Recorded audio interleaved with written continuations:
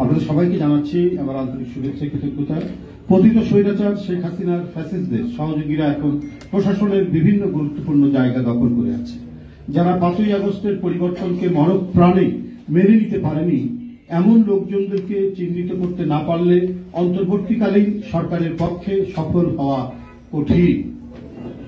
বিএনপির ভারপ্রাপ্ত চেয়ারম্যান তারেক রহমান বলেছেন, অন্তর্বর্তীকালীন সরকারের সকল পদক্ষেপ সবার কাছে সাফল্য হিসেবে বিবেচিত নাও হতে পারে, কিন্তু এই সরকারের ব্যর্থতা গণতন্ত্রের পক্ষের শক্তির ব্যর্থতা হিসেবেই পরিগণিত হবে। এই কারণে বিএনপি অন্তর্বর্তীকালীন সরকারকে সফল দেখতে চায়, কিন্তু সরকারের নিজেদেরকে সফল দেখতে চায় কিনা এটিও ভাববার বিষয় রয়েছে। সরকারের কর্মপরিকল্পনার রোড ম্যাপে কম গুরুত্বপূর্ণ ইস্যু বাদ দিয়ে জনগণের নিত্যদিনের দুঃখ দুর্দশা লাঘবে অগ্রাধিকার ভিত্তিতে পদক্ষেপ নেওয়া জরুরি। বন্ধুরা, ছাত্র জনতার অভ্যুত্থানে গত 5ই আগস্ট ফ্যাসিবাদের জননী শেখ হাসিনা ভারতে পালিয়ে গিয়ে অবৈধভাবে বসবাস করছে সেখানে, এবং ষড়যন্ত্রমূলক অডিও রেকর্ড প্রকাশের মাধ্যমে দেশকে অস্থিতিশীল করতে একের পর এক উস্কানি প্রদান করছেন। ফ্যাসিস্ট শেখ হাসিনার উস্কানিতে ইতিমধ্যে গণহত্যাকারী দল আওয়ামী লীগের নেতাকর্মীরা সারা দেশে গুপ্ত হামলা, ঝটিকা মিছিল ও গণসংযোগ শুরু করেছে। গত 2রা ফেব্রুয়ারি জয় বাংলা স্লোগান দিয়ে রক্ত পিপাসু আওয়ামী দুর্বৃত্তরা গাজীপুরে ছাত্র জনতার উপর নারকীয় আক্রমণ চালিয়েছে। 15 জনের বেশি গুরুতর জখম হয়েছে। পতিত সরকারের গাজীপুরের সাবেক মেয়র জাহাঙ্গীর ফ্যাসিস্টদের নিয়ে ভার্চুয়াল মিটিং করে বলেছেন, যে শহরে আমরা দিনের বেলা ঘুরতে পারি না সে শহরের কাউকে আমরা ঘুমাইতে দিব না। ও জন্মগতভাবেই একজন সন্ত্রাসী, এবং গাজীপুরের যত গার্মেন্টস ফ্যাক্টরি, ঝুট ব্যবসা থেকে শুরু করে নানা ধরনের সন্ত্রাসীমূলক কর্মকাণ্ডের সাথে সে যুক্ত। এবং গত যে ছাত্র জনতার আন্দোলনে সেখানে অসংখ্য মোটরসাইকেল নিয়ে ছাত্রদের উপর সে ঝাঁপিয়ে পড়েছে, এবং তার ভাষাও আপনি দেখেন কোন রাজনৈতিক ভাষা না, একবারই আপনার মাফিয়াদের ভাষা, গুন্ডা পান্ডাদের ভাষা, সন্ত্রাসীদের ভাষা। এবং এদেরকে শেখ হাসিনা বিগত 17 বছরে এদেরকেই সংগ্রহ করেছেন, এদেরকেই গুরুত্বপূর্ণ দায়িত্ব দিয়েছেন, এদেরকে মেয়র বানিয়েছেন। কারণ নির্বাচিত হওয়া তো ছিল একটা অলিক স্বপ্ন শেখ হাসিনা আমলে। সে যেটাই বলতো নির্বাচন কমিশন তাকেই জিতিয়ে দিত। এই কারণেই তারা মেয়র হয়েছেন, বিভিন্ন এলাকায় সন্ত্রাসীর উপজেলা চেয়ারম্যান হয়েছেন, এমপি হয়েছেন। লীগের নয়া প্রজেক্টের মাস্টার প্ল্যানারদের একজন সে। এমন ভয়ঙ্কর সন্ত্রাসীকে এখনো গ্রেপ্তার করতে না পারা সরকারের চরম ব্যর্থতা। দুর্নীতির মাফিয়া চক্রের অন্যতম শিখণ্ডী পলাতক সাবেক আইজিপি বেনজির আহমেদ ফ্যাসিস্ট সরকারের অনুসারীদের সঙ্গে ভার্চুয়াল কনফারেন্সে ষড়যন্ত্রমূলক সভা করছে।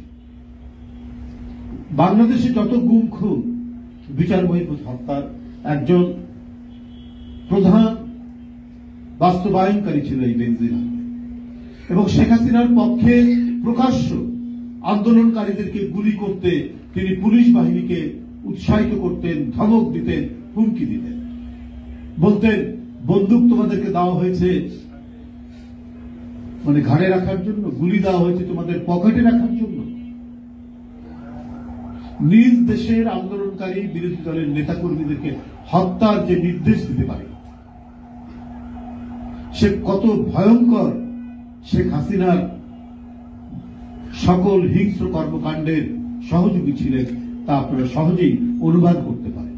এবং পাশাপাশি তাই নয়, কত নিরীহ জনগণের সহায় সম্পত্তি দখল করেছে, এবং কত হিন্দু জনগোষ্ঠীর সহায় সম্পত্তি দখল করেছে তার শেষ নেই, যেটা আপনারা নিশ্চয়ই ইতিমধ্যে বিভিন্ন সংবাদপত্রে আপনারা দেখেছেন। সেই বেনজির সাহেব এখন ভার্চুয়াল মিটিং করছেন সমাজের মধ্যে অস্থিরতা তৈরি করার জন্য, দেশের মধ্যে একটা অরাজকতা তৈরি করার জন্য। একটি সভায় অংশ নিয়ে তিনি বলেছেন, পুলিশের ও প্রশাসনের 90% আওয়ামী লীগের সমর্থক এবং তাদের সাথে সার্বক্ষণিক যোগাযোগ রয়েছে। তাদের সাথে যোগাযোগ রেখে প্ল্যান করা হচ্ছে। গোপন ষড়যন্ত্রে লিপ্ত নজিরবিহীন দুর্নীতির মহানায়ক সাবেক আইজিপি বেনজির আহমেদ, এরা বেনজির আহমেদদের রাষ্ট্রের বিরুদ্ধে গোপনীয় ষড়যন্ত্রমূলক কর্মকাণ্ডের খবর প্রকাশ্য আসার পরেও প্রশাসন কেন নির্বিকার, এই প্রশ্নের উত্তর আমরা খুঁজে পাই না। বেনজির আহমেদের সাথে ফ্যাসিস্ট সরকারের অনুসারীদের ভার্চুয়াল কনফারেন্সে যারা জড়িত তারা আইনের আওতার মধ্যে পড়ে। ইতিমধ্যে হাসিনার নির্দেশে গোপালগঞ্জের টুঙ্গিপাড়ায় পুলিশ সদস্যদের উপর হামলা চালানো হয়েছে। পুলিশ সদস্যকে অবরুদ্ধ করে পুলিশের গাড়ি ভাঙচুর করেছে আওয়ামী দুর্বৃত্তরা। পুলিশের গাড়ি থেকে পাবনার সুজানগর উপজেলা আওয়ামী লীগের সভাপতি আব্দুল ওয়াহাবকে ছিনিয়ে নেওয়া হয়েছে।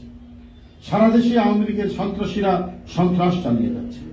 গত 8ই আগস্ট ক্ষমতা গ্রহণের পর থেকে অন্তর্বর্তীকালীন সরকার গণহত্যাকারী আওয়ামী দুর্বৃত্তদের গ্রেপ্তার ও বিচারের বিষয়ে যতটা কঠোর হওয়া দরকার ছিল, উল্টো বিপরীত চিত্র পরিলক্ষিত হচ্ছে।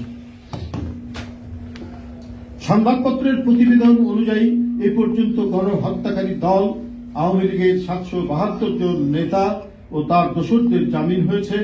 ব্যবসায়ীকে অপহরণ করে ডিবি অফিসে নিয়ে 6 কোটি টাকা চাঁদা আদায় চেষ্টার মামলায় গ্রেপ্তারের 3 দিনেই জামিনে মুক্ত হয়েছেন সাবেক ডিবি প্রধান হারুনের সিন্ডিকেটের প্রধান এসএস গ্রুপের ব্যবস্থাপনা পরিচালক আবু সাদেক। গণহত্যার মামলার আসামিরা কিভাবে জামিন পাচ্ছে, আমরা সরকারের কাছে সেটির স্পষ্ট ব্যাখ্যা জানতে চাই। এছাড়া জুলাই আগস্টে ছাত্র জনতা নাগরিকদের গণ অভ্যুত্থানে বর্বরচিত হামলা ও হত্যাযজ্ঞ চালানো অপরাধীদের কতজন গ্রেপ্তার হয়েছে সরকারের কাছে সেটি জানতে চাই। সহস্রাধিক মানুষ হত্যা, হাজার হাজার পঙ্গু ও আহত হওয়ার এই বর্বরচিত ঘটনা ও ইতিহাসের জঘন্যতম গণহত্যার সঠিক বিচার না হলে বাংলাদেশের ভবিষ্যৎ হয়ে পড়বে অনিশ্চিত এবং দেশের ভিতরে নৈরাজ্য যে ঘন তমসা সেটি পরিত্যক্ত হবে।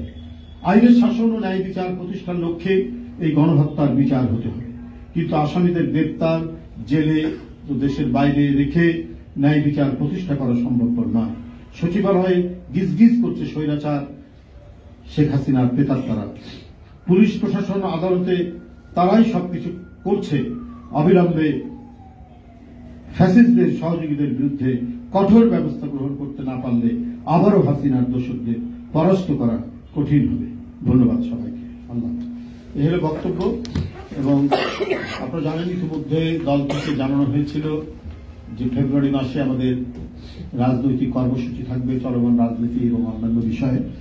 আমরা সেই কর্মসূচি 10 দিনের মধ্যে আমরা 64টি জেলা সভা সমাবেশ হবে। সেখানে দলের জাতীয় স্থায়ী কমিটির সদস্য থেকে শুরু করে জ্যেষ্ঠ নেতৃবৃন্দ তারা এই সভা সমাবেশে উপস্থিত থাকবেন অতিথি হিসেবে।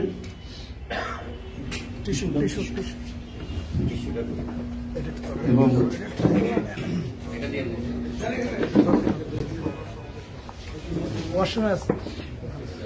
অতিথি হিসেবে উপস্থিত থাকবেন।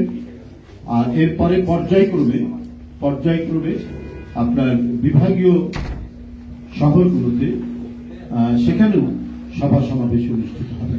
আপনাদের এই বিষয়ে তারিখ এবং যারা প্রধান অতিথি থাকবেন কেন্দ্র থেকে যে নেতারা যাবেন তাদের নাম সহ আমরা প্রেস রিলিজ আকারে আপনাদের কাছে পাঠিয়ে দেব। তবে আমরা 11ই ফেব্রুয়ারি থেকে শুরু হওয়া আমাদের যে কর্মসূচি জেলায় জেলায় প্রথমে শুরু হবে, জেলায় জেলায় এই কর্মসূচি পালিত হবে, এটি আপনাদেরকে জানিয়ে গেলাম। এরপরে পর্যায়ক্রমে মহানগর এবং বিভাগীয় সদরে এই কর্মসূচি